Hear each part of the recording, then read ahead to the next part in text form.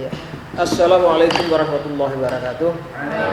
Alhamdulillahilladzi arsala rasulahu bil huda wa dinil haqq liyudhhirahu 'ala ad-dini kulli wa kafa billahi shahida. Asyhadu an la ilaha illallah wahdahu la syarika lah wa asyhadu anna Muhammadan 'abduhu wa rasuluhu la nabiyya ba'da. Mas Kafi dan teman-teman yang berbahagia, materi tertulisnya memang sudah dibagikan. Itu yang panjangnya itu, kira-kira uraiannya kayak gitu. Yang akan kita bicarakan sekarang adalah hal-hal yang praktis. Tapi dimulai dengan mengulangi sedikit pembicaraan tentang basis nilainya gerakan Muhammadiyah itu. Jadi kita mulai dengan sedikit melihat bagaimana tauhid kita maknai. Tapi selintas saja, tidak bisa dibicarakan secara panjang lebar, itu memerlukan waktu yang panjang sekali. Jadi kita memaknai tauhid itu. Tauhid secara tradisional memang dibedakan atas 3 macam. Tauhid rububiyah, yaitu mengenal Allah melalui perbuatannya. Jadi kita mengenal Allah itu melalui apa yang dibuat Allah. Kemudian tauhid uluhiyah, mengikhlaskan ibadah kepada Allah. Kita ibadah apa segala kan kita lakukan untuk Allah. Lalu tauhid asma wa sifat, itu mengimani apa yang ditetapkan Allah. Jadi 3 macam tauhid itu berkembang selama ini dalam tafsir-tafsir tentang tauhid. Jadi para pemikir-pemikir Islam memang mengembangkan itu sejak lama. Itu tidak salah, memang betul, bagus. Tapi implikasi dari tauhid itu sendiri baru dibicarakan belakangan. Kita kenal seorang pemikir Islam yang terkenal, Ismail Raji Al-Faruqi. Faruqi meninggal di Amerika, dia dibunuh orang. Suami istri dibunuh. Tidak tahu itu siapa yang membunuh, sampai sekarang tidak ada hukum yang mengatasinya di Amerika. Karena dia muslim, kalau dia nggak muslim pasti sudah diusut. Jadi mulai dari Faruqi, tapi sebelum itu sudah ada, tapi memang yang paling menonjol itu Ismail Faruqi. Faruqi kemudian punya pandangan baru tentang tauhid ini. Jadi dalam pemikiran Faruqi itu ada 5 teori kesatuan yang terkandung dalam tauhid itu. Pertama, unity of Godhead, kesatuan ketuhanan. Allah itu kan esa. Kalimat pertama dari tauhid itu, kalimat tauhid itu adalah menyatakan tidak ada sesembahan lain selain Allah, tidak ada tauhid selain Allah. Jadi unity of Godhead, kesatuan ketuhanan. Yang kedua itu adalah kesatuan penciptaan, karena konsekuensi dari kesatuan ketuhanan tentu kesatuan penciptaan. Jadi tidak ada pencipta yang lain lagi. Pencipta itu hanya Allah saja. Jadi kita yakin itu. Kalimat pertama dari tauhid itu kan itu, dari kalimat tauhid itu. Asyhadu an la ilaha illallah. Itu mengesahkan Allah. Jadi menyatakan tidak ada tauhid, tidak ada ilah lain selain Allah saja. Jadi karena itu ada kesatuan penciptaan.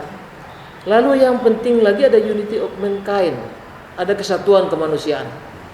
Jadi manusia sebagai hasil ciptaan, tentu karena ada kesatuan penciptaan memang ada kesatuan kemanusiaan. Jadi manusia sebagaimana di Al-Hujurat ayat 13. Al-Hujurat 13 itu paduan suara Universitas Katolik Parahyangan menyanyikannya secara bagus sekali. Nanti kalau ada waktu diputarlah di sini. Universitas Katolik Parahyangan melakukan paduan suaranya itu tentang Al-Hujurat 13 itu. Tapi Al-Hujurat 13 itu menceritakan tentang hal yang menarik dalam tauhid ini, yaitu kesatuan kemanusiaan. Manusia itu tidak dibedakan Allah. Semua sama, Allah membedakan dari derajat ketakwaannya saja. Itu Al-Hujurat 13. Saya kira Katolik memang Universitas Katolik itu memilih ayat itu karena menarik sekali ayat ini. Di Injil tidak ada ayat yang membicarakan kesatuan kemanusiaan seperti itu kuatnya.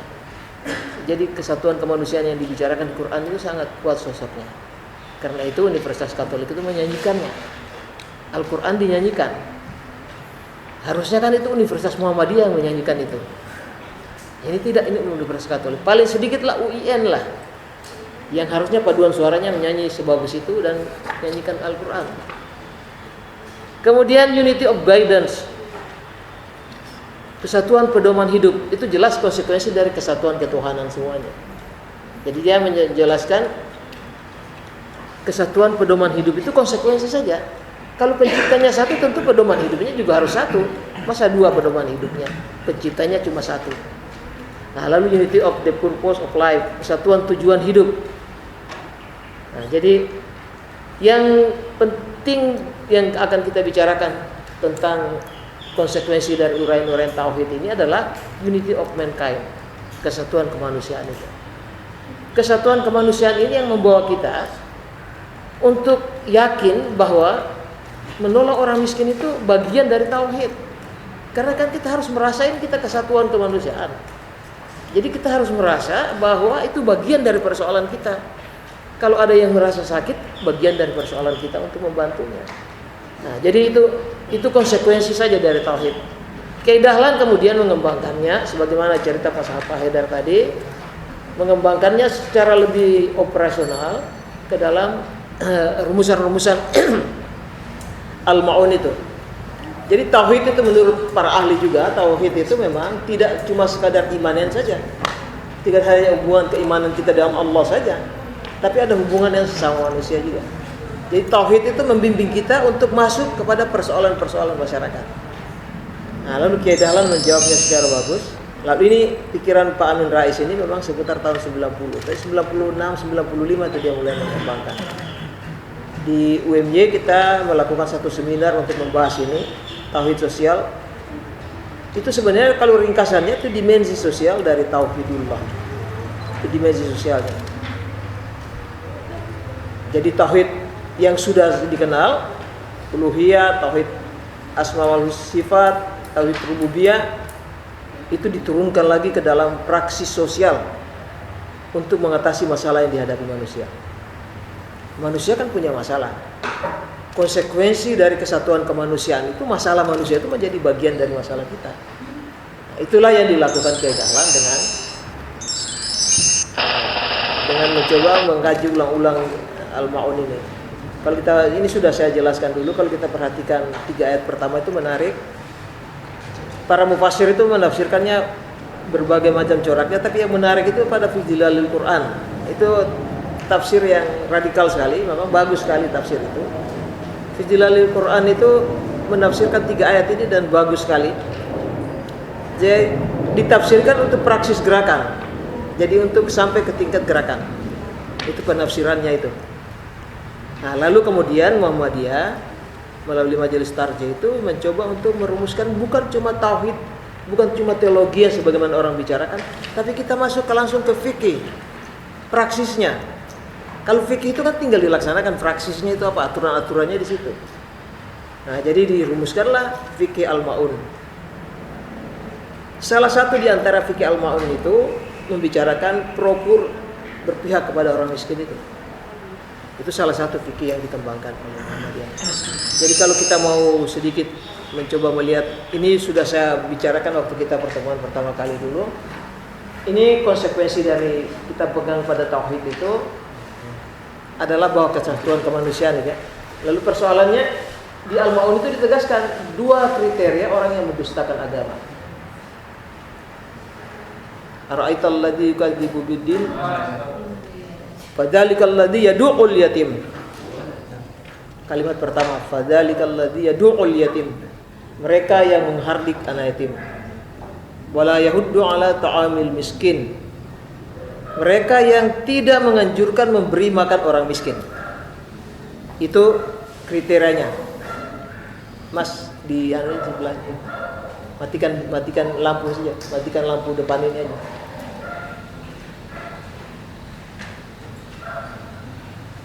Mungkin pompa air jalan itu. Ya. Oke. Jadi 2 kriteria itu memang menarik. Kalau kita rumuskan kriteria itu sebenarnya tidak berpihak pada kaum miskin itulah. Sebagaimana majelis tarjih merumuskan dalam fikih Al-Ma'un, berpihak pada kaum miskin. Bisa. Matikan lampu dulu. Saklarnya yang baru itu Mas, saklar putih-putih itu.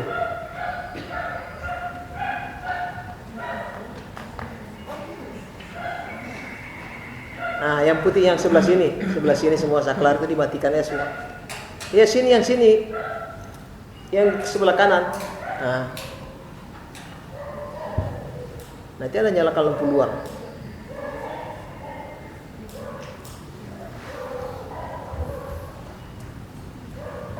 Ini air memang hidup ini. Sumuk sekali ya. Coba ini. Bisa? Bisa. Sudah, kipas angin sudah jalan. Itu memang nggak bisa dia masih. Oke, saya lisan aja. Lisan dulu, nanti dia memang harus mati sebentar. Nah, jadi dia udah berpihak pada kaum miskin itu apakah perbuatan individual saja? Tidak. Dalam beberapa tafsir itu dijelaskan. Tidak berpihak pada kaum miskin itu juga menyangkut persoalan sosial, kemanusiaan, persoalan banyak orang, kelompok. Kalau Al-Maraghi itu menafsirkannya, kalau orang lain tidak bisa menganjurkan memberi makan, harus kelompok, ada organisasinya, lembaganya. Nah, jadi satu yang di belakang aja. Yang di belakang aja. Belum. Itu aja. Nah, itu sudah cukup. Nah, jadi ini belum.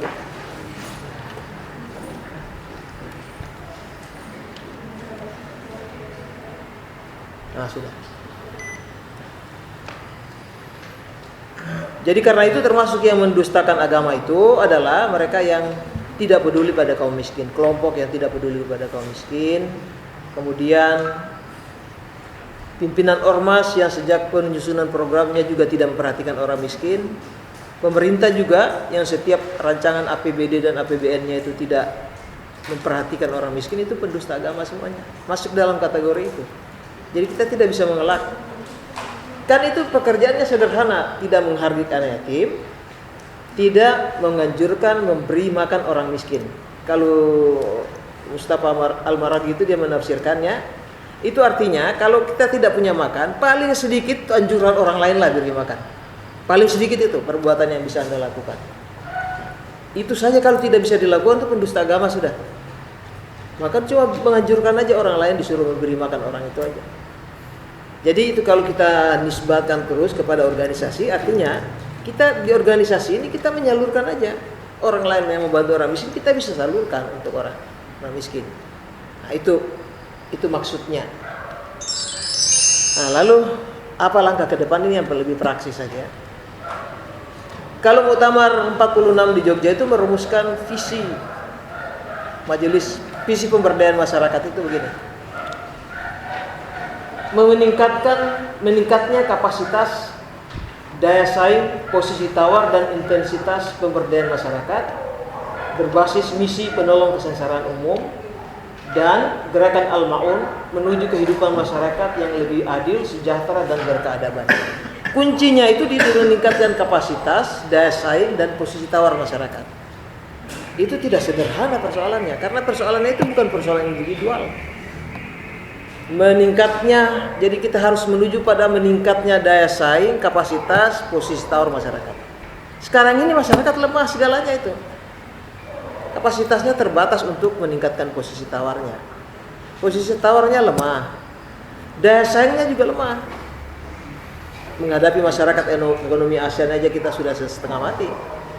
Apalagi kemudian perjanjian internasional perdagangan bebas dengan Cina dan negara-negara ASEAN lain. Itu sudah repot kita menghadapi persaingan seperti itu. Nah, yang kita lakukan harus menuju ke situ karena itu visi.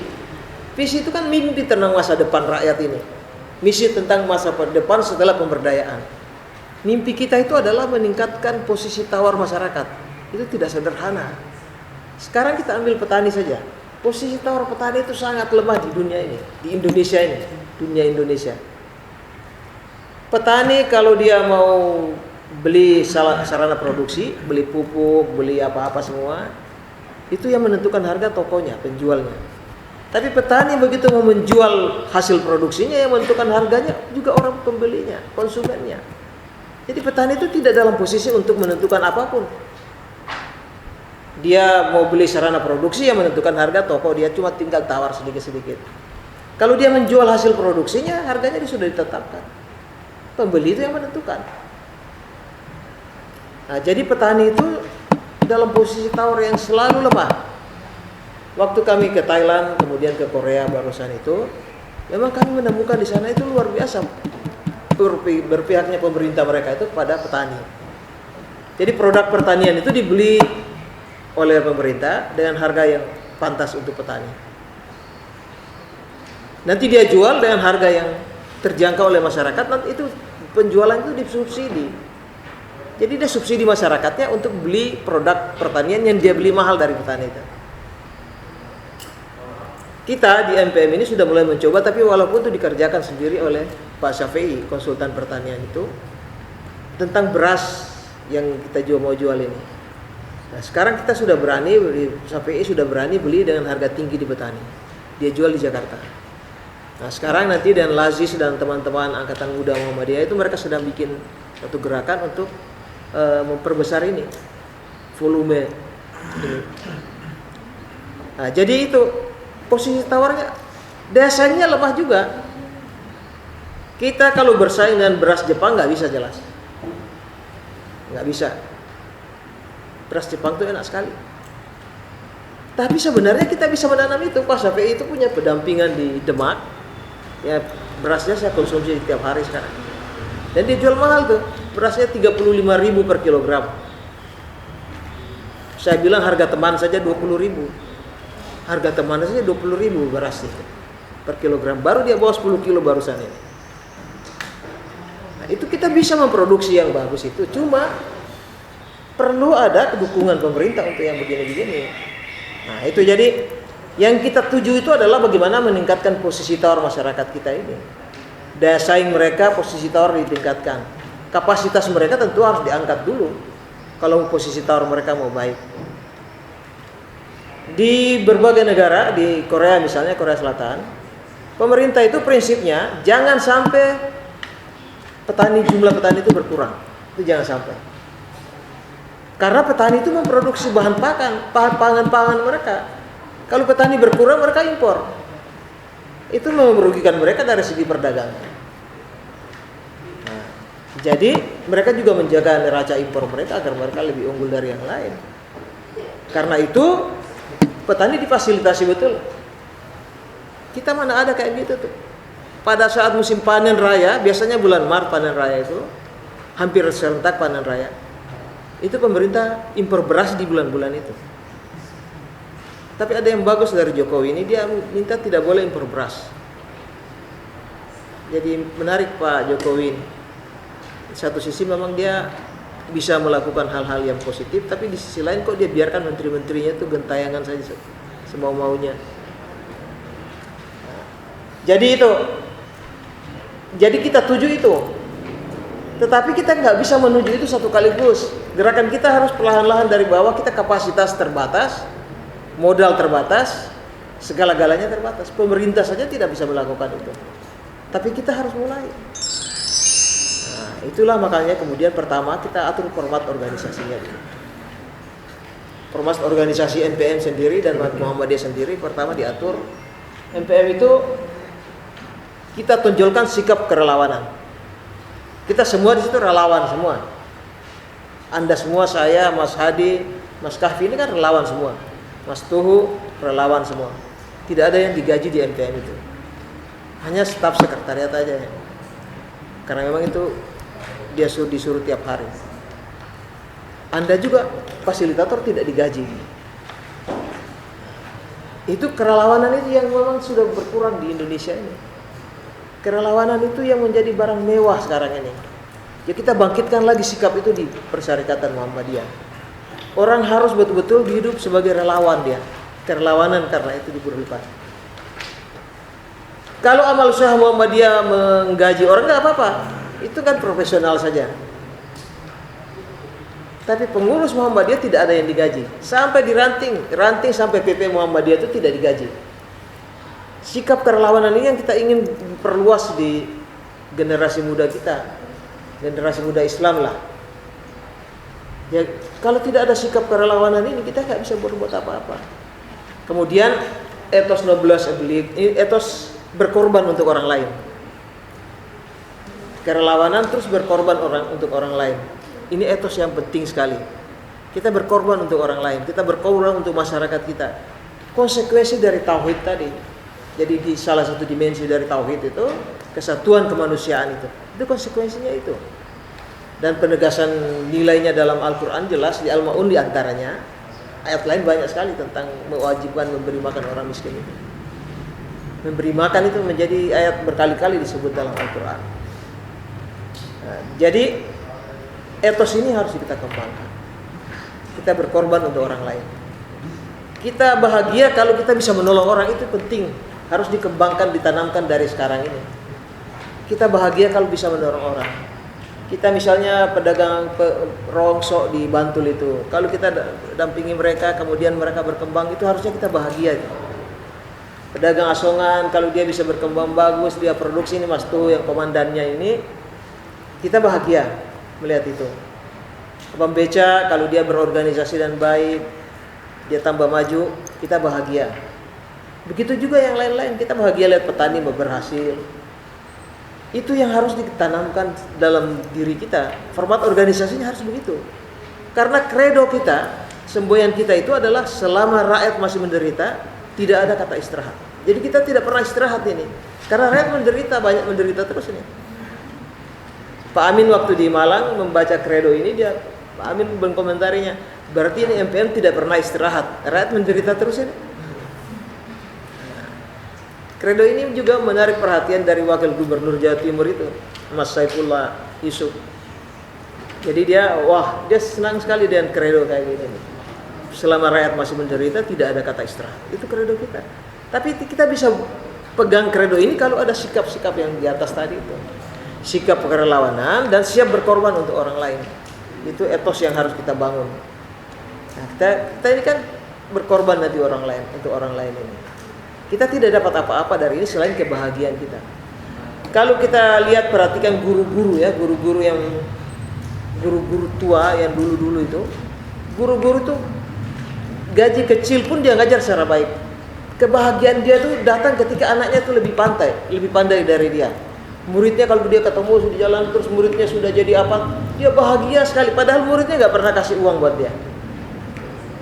Itu bahagianya guru itu. Seperti kita juga harusnya begitu. Kita bikin sesuatu itu tidak ada yang balik untuk kita, tapi kita bahagia. Itu kerasa bahagia itu mahal harganya. Orang banyak uangnya itu belum tentu dia bahagia. Jadi ini yang kita cari itu kebahagiaan lah. Lalu arah pengembangan ini sudah saya bicarakan dulu. Ada 4 ini arah pengembangan. Memberi perhatian serius pada kaum difabel itu arah yang kedua. Keempat, ini dikacau ya urutannya. Oh, ini terpotong. Oh, terpotong. Jadi yang pertama itu kita memberi perhatian untuk banyak hal. Lalu yang keempat ini difabel. Mengapa saya tampilkan difabel ini? Difabel ini di Indonesia menjadi salah satu masalah yang tidak tertangani secara baik.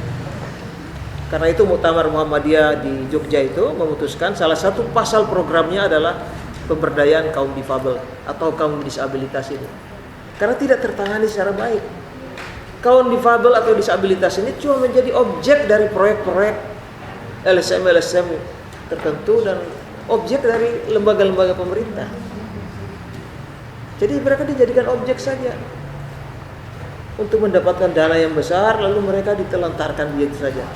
Nah, jadi kita ingin masuk untuk memberi warna lain dalam pemberdayaan kaum difabel ini.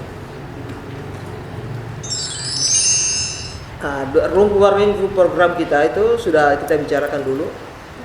Advokasi kebijakan publik yang tidak hujan ya. Nah, hujan, alhamdulillah hujan ini. Anda bisa tidak gerah lagi. Jadi advokasi kebijakan publik yang tidak berpihak pada rakyat. Banyak kebijakan yang tidak berpihak. Ini baru saja PP Muhammadiyah berhasil mengajukan judicial review undang-undang air itu, pengelolaan air. Dan berhasil. Undang-undang air itu sudah berhasil. Sebelumnya undang-undang tentang gas itu berhasil beberapa pasal. Tapi pendukungnya itu memang Dr. Qurtubi itu.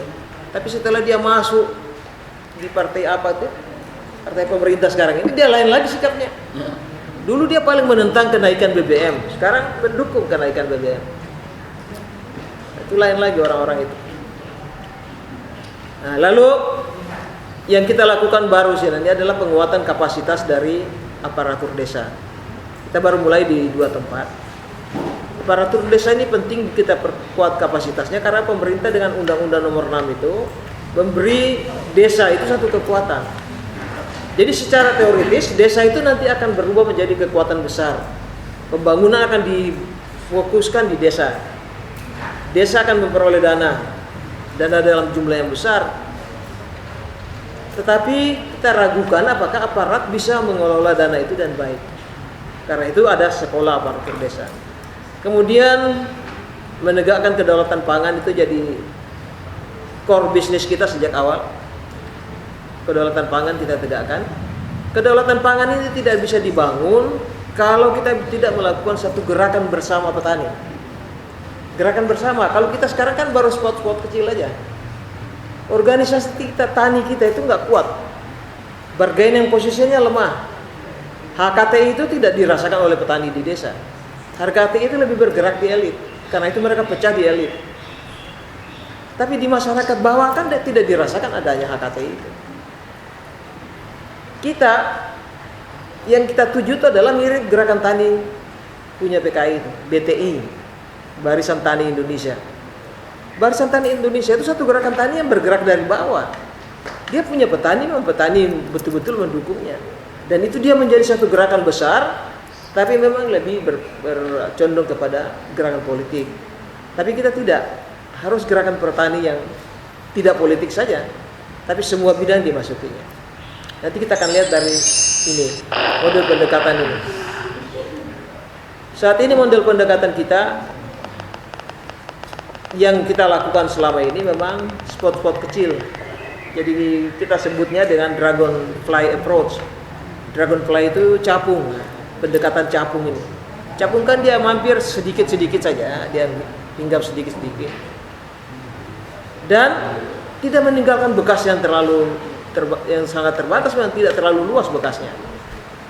Nah, kemudian sejak 2013 ke sini kita mulai berpikir lain. Kita tidak boleh harus pendekatan itu, tetapi kita lebih baik kepada gerakan budaya. Kalau di pertanian terkenal dengan agriculture. Gerakan budaya itu artinya gerakan pemberdayaan itu lebih memperhatikan petaninya, masyarakatnya, ditujukan kepada manusianya. Gerakan pertanian kita bukan ditujukan pada pertaniannya, bukan. Manusianya itu yang diberdayakan. Karena itu pendekatan kita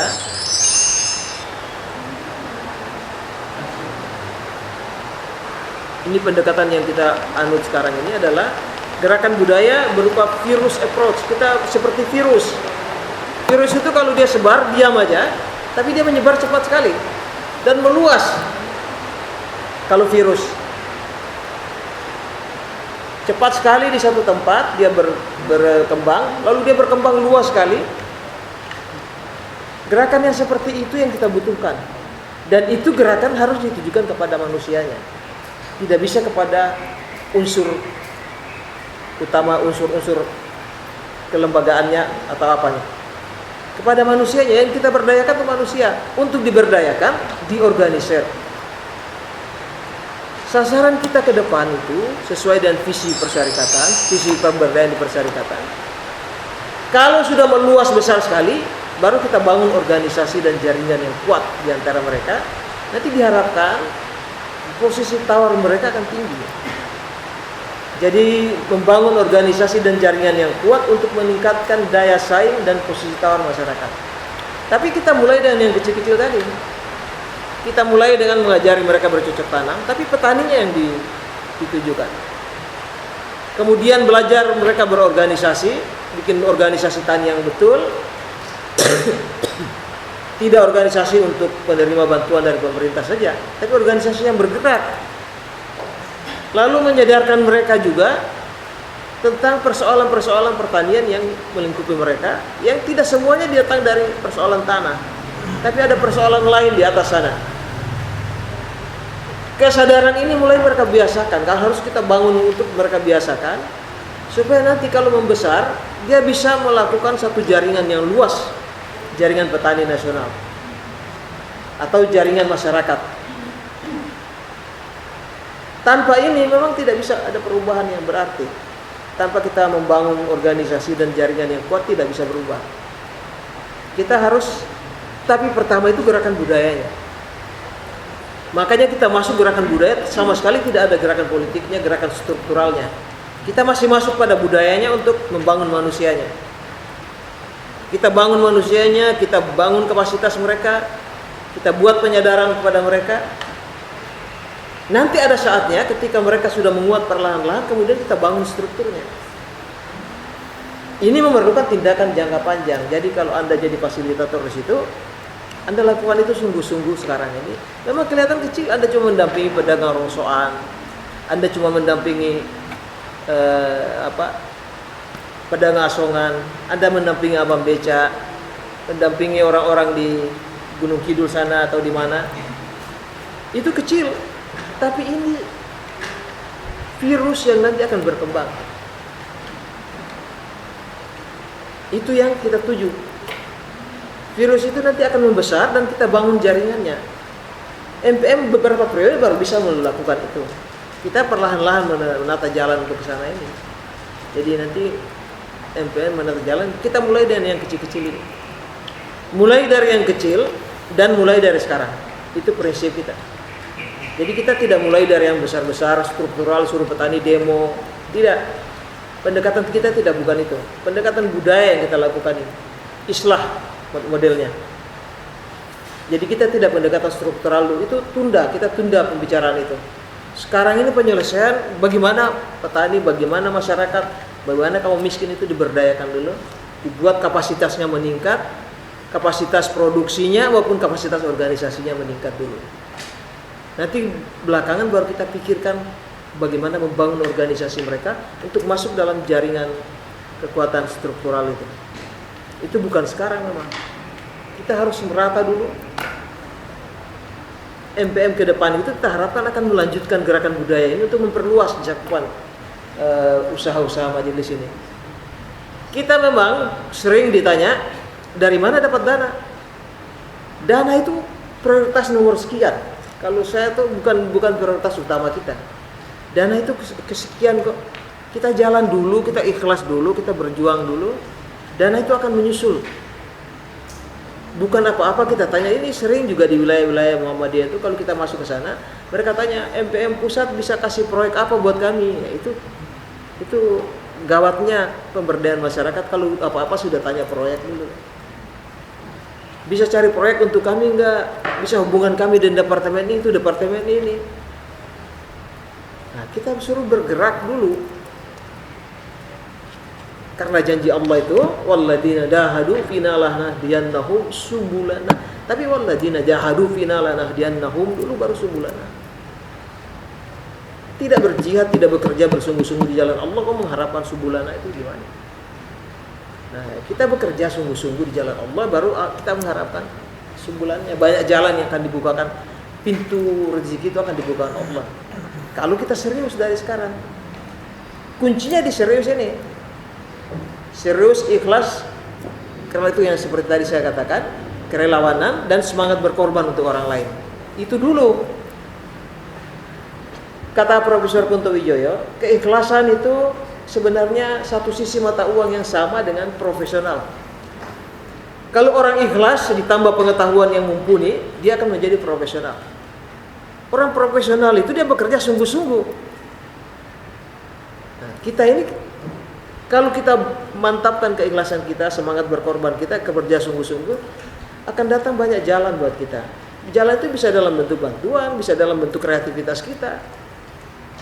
Saya ingat di Samarinda.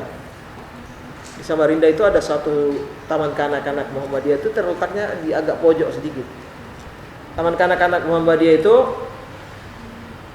kepala sekolahnya ibu itu memang luar biasa, orangnya tekun sekali, ikhlas sekali, bekerja keras untuk itu walaupun dia digaji. Karena dia bekerja sungguh-sungguh, satu ketika ada pedagang mainan yang didorong-dorong itu lewat. Besok dia lihat lewat lagi. Besok, oh, ini orang kerja kok cuma jual mainan saja. Dia tanya, mainan itu ambil di mana? Saya buat sendiri katanya. Nah, ibu itu timbul ide cemerlangnya itu. Bagaimana kalau bapak bekerja di sini saja? Nanti kami gaji bapak tiap bulan. Tapi nanti bapak tugasnya cuma membuat mainan-mainan untuk anak-anak TK ini saja, TK Asia itu. Nah, mau bapak itu, akhirnya dia buat. Dia jadi bekerja di situ, dia bikin permainan macam-macam, permainan di taman, permainan di kelas. Akhirnya TK itu berubah menjadi TK favorit karena tukang jual mainan itu aja. Tapi itu yang inisiatifnya ibu kepala sekolahnya itu karena ikhlas dia. Kalau orang ikhlas bekerja sungguh-sungguh itu pasti ada timbul ide-ide cemerlang dari dia. Nah, jadi kita yakin kita bisa mencapai ini asal kita bekerja sungguh-sungguh. Jaminan Allah bagi kita itu begitu. Walladzina jahadu fina lanahdiyannahum subulana. Subulana itu jamak, banyak jalan. Jadi siapa yang bekerja berjihad, bekerja bersungguh-sungguh di jalan Allah, Allah akan membukakan banyak jalan. Itu keyakinan kita. Keyakinan kita yang bisa membuat usaha-usaha persyarikatan bisa berjalan baik. Nah, jadi itu pengantarnya begitu. Nanti kita dengan dialog saja. Sisanya Anda baca sendiri aja. Saya kira gitu ya Mas Rafi. Ya, untuk sementara itu aja dulu. Lalu ini persyaratan untuk itu organisasi harus tertata baik sampai ke tingkat cabang. Majelis itu kan sampai di cabang saja, tidak di ranting. Perlu napas panjang dari MPM tingkat PP, PWM, PDM dan PCM. Model atau contoh program harus sebaik mungkin dikelola. Jangan kita bikin sesuatu itu asal-asalan. Bekerja serius.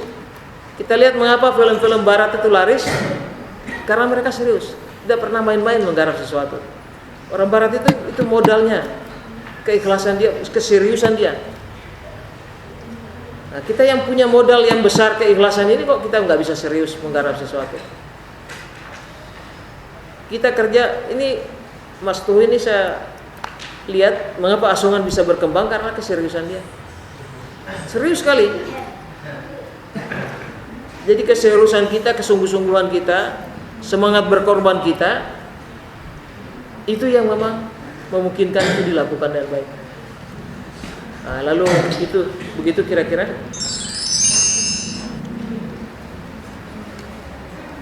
Ya, terima kasih pada Pak Said.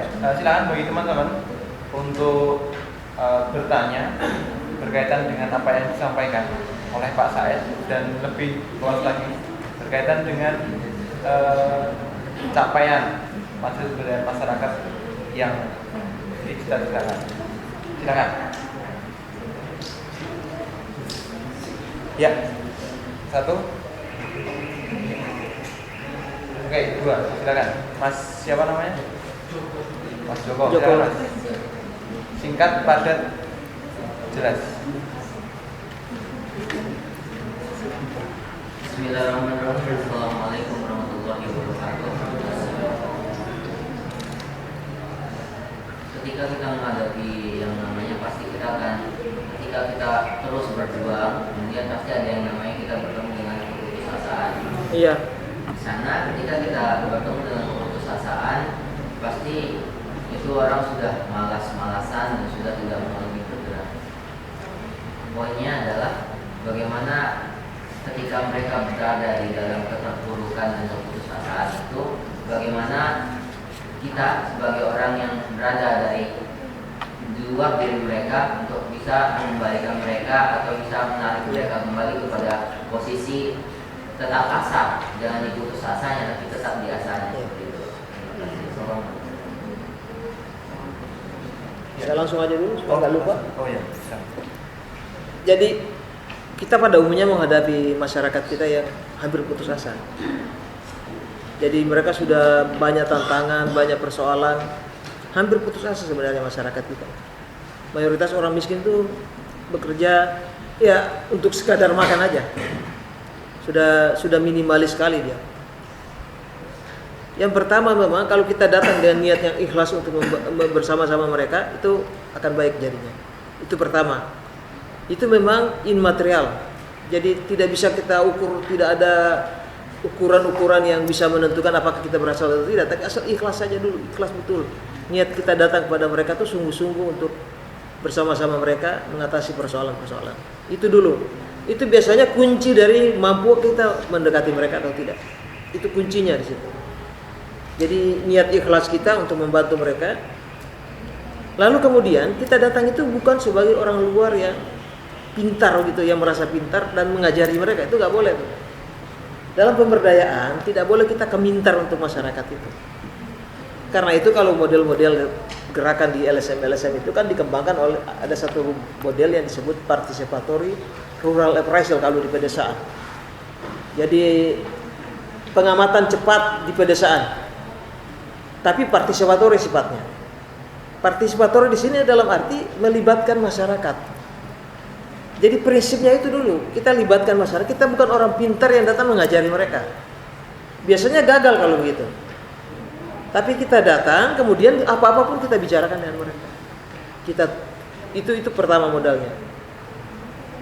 Kalau di perkotaan sekarang dikembangkan participatory community appraisal.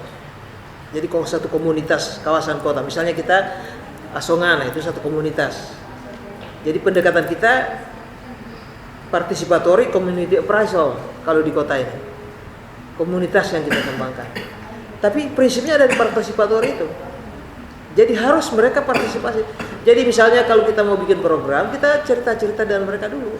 Mereka merasakan apa, gimana. Itu semua dari mereka. Jangan sama sekali itu dari kita. Kalau dari kita itu nanti ada perasaan bahwa mereka tuh tangannya begini terus dengan kita. Jadi dari mereka. Participatory rural appraisal itu sejak tahun 80 berkembang pesat sebagai metode untuk masuk kepada masyarakat. Sebelumnya ada rural rapid appraisal. Rural rapid appraisal itu memang sistemnya kita ini orang luar, orang yang pandai, orang yang tahu banyak lalu datang kepada masyarakat. Nah, lalu setelah itu gagal lalu dirubah. Kalau begitu pendekatan kita participatory. Masyarakat diajak berunding, diajak bicara. Tidak kita sepihak saja. Nah, itu kuncinya yang pertama. Kunci yang kedua, masyarakat itu dia tidak minta terlalu banyak kok dari kita. Genggaman masyarakat itu kecil. Dia tidak minta terlalu banyak dari kita. Dia minta dari kita itu cuma perhatian serius dan jangan berjanji tidak ditepati itu. Itu aib sekali bagi mereka. Jadi kalau Anda janji apa-apa lebih baik enggak usah janji. Tapi jangan berjanji terus tidak ditepati. Enggak akan mau mereka. Nah, jadi masyarakat kita seperti itu, dalam posisi yang seperti itu. Nah, tapi memang kita harus memberi harapan. Kita harus memberi harapan, tapi memberi harapan misalnya dengan nilai-nilai dan Islam. Pendekatan kita kan keagamaan nanti. Kalau dia orang Katolik ya pendekatan dengan Katolik saja. Nah, dia orang Protestan, orang Hindu, orang apa saja. Tidak ada persoalan. Prinsip pemberdayaan masyarakat di Muhammadiyah itu diletakkan sejak tahun 23. Azas dari penolong kesengsaraan umum itu salah satu diantaranya Muhammadiyah menolong orang kesengsaraan umum itu tidak memandang dia dari bangsa apa atau agama apapun. Itu prinsip yang ditekan sejak tahun 23. Ketika Kiai Suja mengusulkan mendirikan bagian penolong kesengsaraan umum itu. Kalau kita baca dengan ejaan sekarang kesengsaraan OMOM. Jadi itu. Jadi tiap ikhlas dulu, kemudian modal utama itu adalah partisipator. Prinsipnya itu di situ. Jadi jangan sama sekali kita jadi orang pintar di kota baru datang dikte mereka. Nah, gagalnya KKN itu tidak bertahan lama program-programnya itu karena orang kota datang mengajari orang desa. Di desa kemudian bikin program macam-macam. Tapi itu KKN juga sebenarnya. Belakangan ini kan tidak bagus juga. KKN itu program utamanya adalah bikin pelangisasi. Nggak tahu mengapa Pak, di desa itu nggak usah ada pelang nama itu orang tahu semua. Kepala desa di mana tinggal dia tahu dia. Maaf pakai nama jalan desa, pakai nama jalan raya. Nah itu tulis di bawah KKN UNY, KKN UGM, KKN UNY. Nah itu Mas. Monggo. Mbak. Ya, langsung kalau Mbak. Silakan. Waalaikumsalam. MPM ini kan merupakan suatu lembaga yang sangat luas karena merupakan bentuk aplikasi dari Salati yang Suki yang Ta'ala. Alhamdulillahirabbil alamin. Ternyata yang banyak mengaplikasikan doa ini justru malah dari agama sebelah, yaitu Kristen, di mana mereka mengambilkan semua kehidupannya, bahkan gaji-gajinya untuk kemaslahatan umat Kristiani. Jadi ini salah satu bentuk aplikasi dari doa. Jadi teringat ini kata Pak Cak Nun yang mengatakan bahwasanya sebenarnya mayoritas Islam itu kebanyakan tidak sepenuhnya Islam, benar-benar Islam, karena mereka hanya berhenti atau stuck pada ritualnya saja, tetapi tidak sampai kepada penghayatan atau nilai-nilai kebaikan yang banyak dicontohkan oleh Rasulullah. Jadi MPM menurut saya juga merupakan salah satu upaya untuk kita Islam sepenuhnya atau apa Alhamdulillah. Jadi semoga nanti ketika di lapangan, ketika ada agenda-agenda, kita tidak hanya menjadikan itu sebagai ritual saja, kita turun ke lapangan, tapi ada penghayatan situ sehingga tertanam dalam diri kita bahwasanya itu adalah bentuk atau upaya ibadah kita. Pertanyaan saya begini Pak,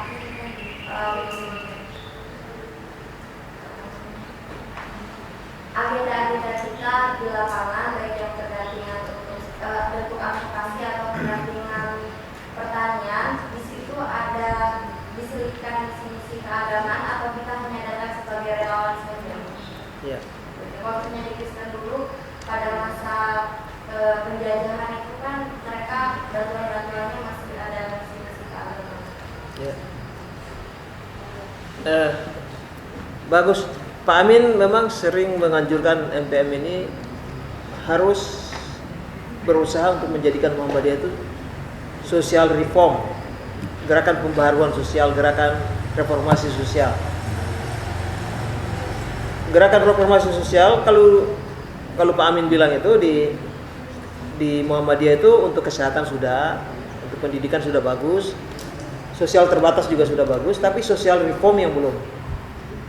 Makanya Pak Amin mengharapkan MPM ini betul-betul sampai menjadi gerakan sosial itu. Gerakan sosial jadi reformasi sosial. Itu yang harapan Pak Amin itu. Nah, itu yang menyebabkan kita kemudian di Malang itu mencoba untuk melakukan satu workshop tentang bagaimana kita membumikan gagasan besar Pak Amin itu tentang Muhammadiyah sebagai gerakan reformasi sosial.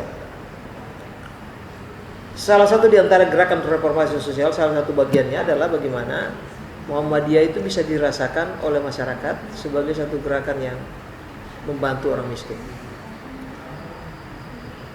Pertama kali kita masuk memang kita harus sesuaikan dengan kondisi lapangan.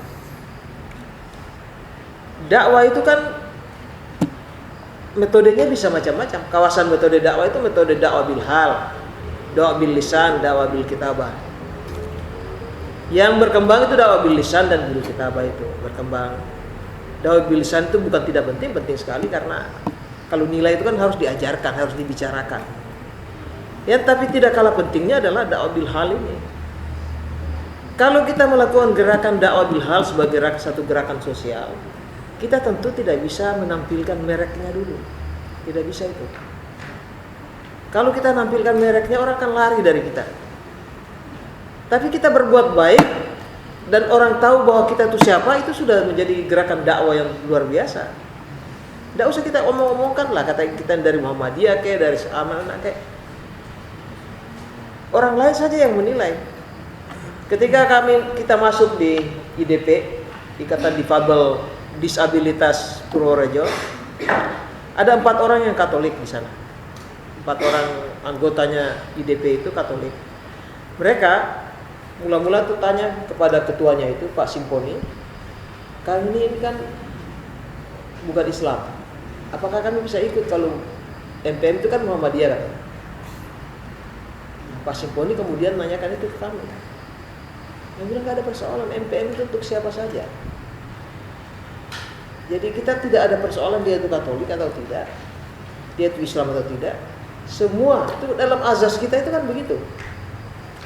Azas yang diterapkan sejak tahun 1923 ketika didirikan bagian penolong kesengsaraan umum itu, Muhammadiyah melakukan gerakan penolong kesengsaraan umum itu tidak memandang suku, bangsa, dan agama. Prinsip itu memang prinsip yang baik untuk dakwah bil hal. Kalau dakwah bil hal belum apa-apa kita sudah tonjolkan kita ini siapa, harus ikut kita, harus Islam dulu baru kita dampingi. Nah, itu susah. Islam itu harus Muhammadiyah. Kalau enggak Muhammadiyah kita dampingi. Nah, itu repot. Nah, jadi dakwah bil hal itu gerakan dakwah yang memang tidak langsung. Teman-teman misi Kristen itu memang melakukan hal yang seperti itu. Misinya tidak langsung. Tapi kan orang tahu yang bantu sepeda anak-anak siapa. Apalagi kemudian romonya baik-baik hati, kalau jalan-jalan bagi permen apa. Itu penampilan orang yang menyebabkan orang tertarik. Tanpa dia ajarkan pun orang tertarik. Nah, kita sebenarnya dakwah bil hal kan begitu konsepnya. Tanpa kita bilang bahwa kita sedang berdakwah, orang tertarik saja. Nah, sayangnya memang kita ini berhadapan juga sambil seiring kita ini ada umat Islam yang satu sisi lagi yang mencoba menggunakan kekerasan. Itu sangat merusak iklim dakwah kita. Jadi citra Islam menjadi sangat jelek itu. Jadi Islam itu kalau dunia baru urus teroris saja sudah hubungannya. Sekarang tambah lagi ISIS. ISIS itu jadi momok, jadi isu besar. Seakan-akan orang Islam itu mesti kayak ISIS itu, membunuh orang nggak sambil tersenyum. Orang tidak berdosa dibunuh sambil tersenyum. Dipamer-pamerkan lagi, dibikin videonya lagi, diputarkan lagi. Saya ingat waktu kerusuhan di Ambon itu, salah satu sumbangsi laskar jihad itu ya, di samping dia ikut berperang, salah satu sumbangsihnya adalah dia mencoba untuk menertibkan laskar-laskar di Ambon itu. Laskar di Ambon itu kalau mereka berperang itu, di samping sudah nggak ada pakai taktik, nggak pakai strategi lagi, tapi sering kalau sudah membunuh orang kepalanya diambil dibawa pulang ke desa. Itu kan luar biasa jahatnya itu. Itu sama sekali tidak dicontohkan oleh Rasulullah. Nah, laskar jihad itu datang melarang itu semua, tidak boleh. Kalau zona damai mereka menghargai zona damai. Tidak boleh menyerang orang yang tidak apa-apa. Tidak boleh menyerang wanita, tidak boleh menyerang anak-anak, tidak boleh orang tua diserang. Tidak boleh menebang pohon, tidak boleh merusak rumah-rumah ibadah. Itu kan memang prinsipnya. Tapi memang citra mereka karena berperang itu lalu citra menjadi kurang bagus. Tapi memang yang dilakukan mereka setiap hari begitu itu. Ngajari anak-anak ngaji, desa-desa itu tidak boleh mabuk-mabuk.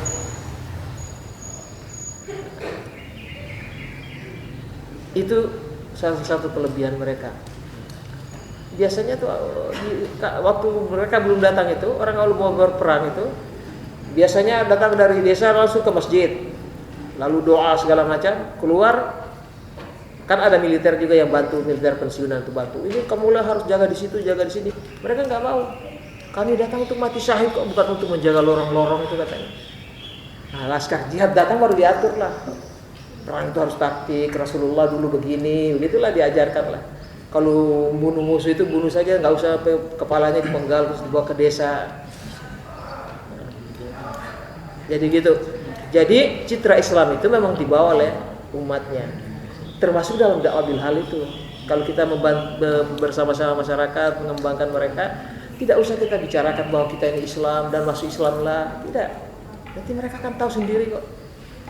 Masyarakat itu juga punya perasaan kok. Siapa yang berpihak pada mereka. Saya katakan tadi, genggaman masyarakat itu kecil. Yang penting mereka akan ingat siapa yang betul sungguh-sungguh pada mereka. Nah, Anda lihat abang becak kita itu. Abang becak itu kalau pemilihan umum dia tanya di sana, waktu DPD pilih, dia tanya, apa Muhammadiyah punya calon? Nah, kita bilang nggak ada tuh, Muhammadiyah nggak calonkan. Orang Muhammadiyah kan partai politik. Pemilu juga begitu dia tanya. Nah, kita nggak, biarkan terserah mereka, itu bukan urusan kita. Nah, begitu. Ya begitu Mbak. Monggo. Ya, masih ada waktu 20 menit, silakan. Bagi yang bertanya.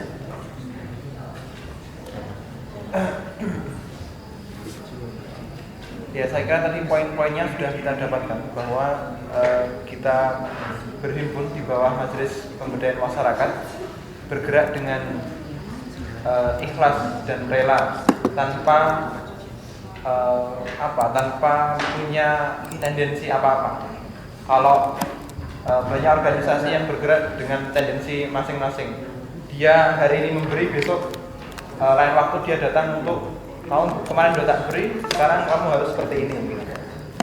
Seperti yang disampaikan Pak Said tadi, ada tendensi politis pragmatis yang mereka inginkan. Di Muhammadiyah tidak ada seperti itu. Kita bergerak memberdayakan masyarakat, memberdayakan orang-orang kecil yang tertindas tadi dengan cara-cara yang baik dan tanpa tendensi apapun. Dan yang memberi balasan kita tidak di Muhammadiyahnya, karena kita sebagai relawan, maka yang memberi balasan adalah Allah Subhanahu wa taala. Ya, silakan. Ya, Mbak, langsung aja, Mbak. Namanya Nama. Iya. Kadang kita kan menemui ada beberapa kelompok yang susah atau menuntut diri untuk kita tawarkan bantuan dan ini harus begitu. Nah, bagaimana sikap kita untuk mendekati mereka supaya mereka itu bisa menerima bantuan, menerima tawaran kita tidak.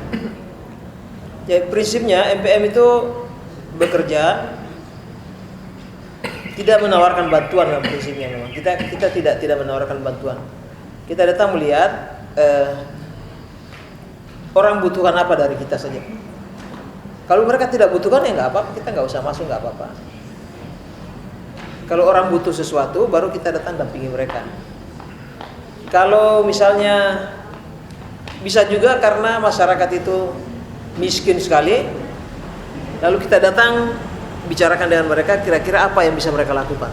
Bukan apa yang kita lakukan, apa yang mereka bisa lakukan. Kita berunding dengan mereka. Prinsipnya partisipatori tadi. Jadi jangan kita yang mencari, seperti kata kita cari pekerjaan aja. Nah, kalau mereka kemudian merasa ini, ya kita bantu. Kita cari jalan keluar, kita sama-sama berunding dengan mereka. Seperti ini, kita masuk ke Rosso itu kan dia mula-mula dia dari sana yang merasa bahwa dia perlu dampingan. Petani juga kadang-kadang petani itu merasakan perlu dampingan. Ini banyak sekali orang datang ke MPM, ada di cabang-cabang ranting-ranting Muhammadiyah, ada desa-desa, ada kelompok tani, itu datang minta kalau bisa didampingi. Nah, itu kita layani semua. Jadi prinsip kita adalah pelayanan kepada mereka. Itu prinsip yang kita pakai. Nah, jadi kita tidak menawarkan kita bisa begini tidak. Nah, jadi nanti kita lihat saja mana yang membutuhkan. Nah, lalu kita mulai. Walaupun mereka membutuhkan, tapi tidak kita kemudian melakukan itu untuk sendiri, sepihak, tidak. Harus dan mereka prinsipnya partisipatori. Jadi kalau mereka tidak membutuhkan kita, ya nggak apa-apa, nggak usah aja, kita nggak masuk. Jadi bukan kita yang mencari lokasinya. Kalau strukturalnya Muhammadiyah, memang iya. Struktural Muhammadiyah misalnya ranting Muhammadiyah, dia mau dampingi satu kawasan, dia minta bantuan kita bisa kirim tim, tapi nanti kita lihat masyarakat situ membutuhkan atau tidak.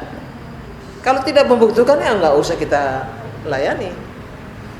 Nah, kita harus tergantung dari masyarakat itu aja. Jadi kalau mereka membutuhkan, ya kita bersama-sama. Ada kelompok-kelompok yang sebenarnya sudah merasa kuat, dia nggak perlu didampingi lagi, dia udah jalan. Itu ada kelompok-kelompok yang begitu juga. Ya itu ya. Iya. Kalau misalkan menambahkan ya Pak, misalkan itu kasusnya, misalkan itu memang dari waktunya sebenarnya mau menerima, tapi dari ibunya itu menutup diri, gitu. Bagaimana Pak? Ibunya atau aparat ibunya itu menutup diri, jadi enggan untuk menerima dampingan seperti itu. Iya. Dan riwayatnya itu tempat itu dulu tuh ini sering saya katakan seperti itu. Iya. Nah, kemudian apakah baiknya kita ngobrolnya dengan warga yang sudah dekat dengan kita, apakah dulu sebagai stakeholder di sana? Iya. Kalau prinsip yang dipakai Muhammadiyah itu dakwah jamaah. Dakwah jamaah itu begini maksudnya, ada orang inti di situ. Kita mendekati orang inti itu aja. Kalau orang inti sudah menolak itu tandanya bahwa yang lain juga akan menolak. Tapi kalau misalnya orang yang menolak itu bukan orang kunci, masih kita bisa cari orang kuncinya siapa. Jadi itu yang disebut inti jamaah itu di dalam persyarikatan Muhammadiyah itu. Muhammadiyah pakai konsep itu, dakwah jamaah. Jadi kalau kita di satu komunitas masyarakat, apa itu ranting, apa itu RT, RW, nah nanti kita lihat mesti ada orang pelopornya itu yang kita jadikan inti jamaah kita. Dari dia itulah kita mengembangkan. Jangan kita sendiri cari-cari orang itu enggak, tapi inti jamaah ini yang akan mengembangkan. Kita masuk di Banjarnegara itu, tahun awal masuk MPM ini di Banjarnegara. Di Desa Belambangan, di Kecamatan Bawang.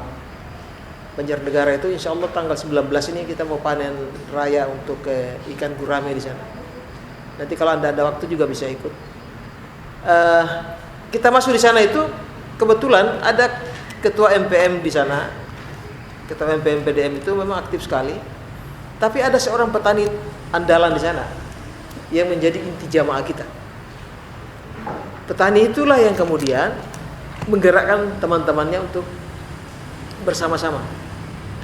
Ketika Pak Safi ajarkan dia jangan pakai pupuk kimia, jangan pakai pestisida, dia yang orang nomor satu percaya.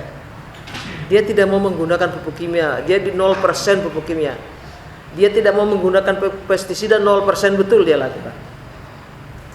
Nah, itu mesti cari orang-orang yang kayak begitu. Kalau mau kita dampingi satu komunitas itu. Tidak bisa banyak orang.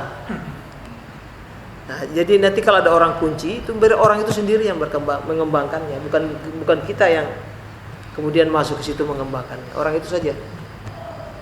Kita berhubungan dengan inti jamaahnya. Memang setiap kelompok itu harus ada intinya. Kalau konsep awal Muhammadiyah, kalau konsep Muhammadiyahnya itu inti jamaah itu harus anggota Muhammadiyah. Tapi kalau di MPM tidak. Inti jamaah itu siapa saja yang punya komitmen untuk bersama-sama masyarakat mengembangkan kegiatan. Itu konsepnya di MPM. Jadi prinsipnya kita begitu. Jadi kalau komunitas itu misalnya ada orang yang menolak, tapi kita cari coba orang-orang kuncinya siapa saja. Nah, dengan orang kunci itulah kita mengembangkan kegiatan. Kita sekarang di Kerinci, saya lupa nama kecamatannya itu. Kita masuk ini, ada inti jamaahnya di sana. Sudah berkembang, sudah membentuk cabang di sana.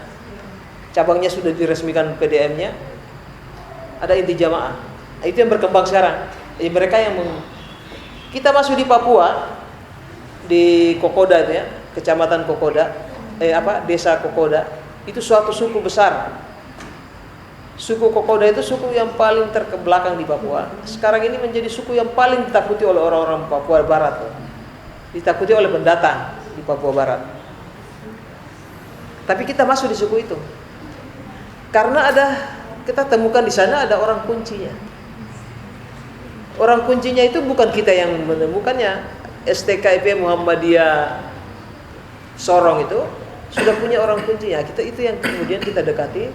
Itulah yang kemudian dia mempengaruhi orang-orangnya untuk bersama-sama membangun diri mereka sendiri. Itu yang berkembang sampai sekarang itu. Sekarang dia ada di Purwokerto, inti jamaahnya itu. Sekarang kita sudah bentuk ranting di sana, sudah diresmikan PDM. Dan itu ranting di Papua yang dihadiri oleh salah satu ketua PP Muhammadiyah waktu pelantikannya. Nah, jadi itu intinya. Orang inti itu yang nanti akan mengembangkan. Memang ada penolakan dari warga itu ada biasa. Tapi karena ada orang-orang inti, apalagi ini putranya kepala suku mereka, nah ini sangat menentukan dia.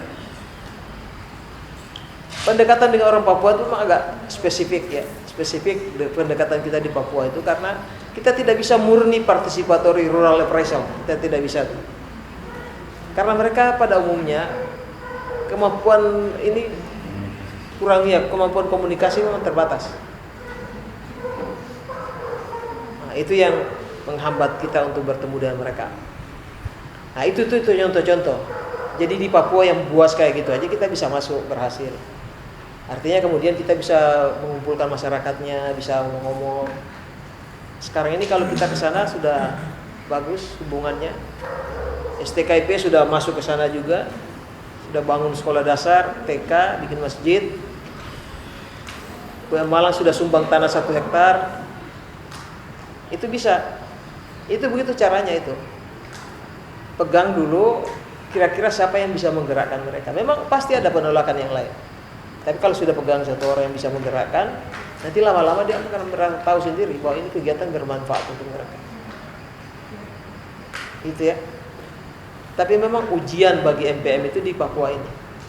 Kalau berhasil ini di Papua, itu artinya seluruh Indonesia ini bisa kita tundukkan. Kalau berhasil di suku ini. Ya, suku ini kalau berhasil nanti akan bisa diduplikasi di berbagai suku yang lain. Ya mudah-mudahanlah kita kuat untuk mengembangkan kegiatan ini.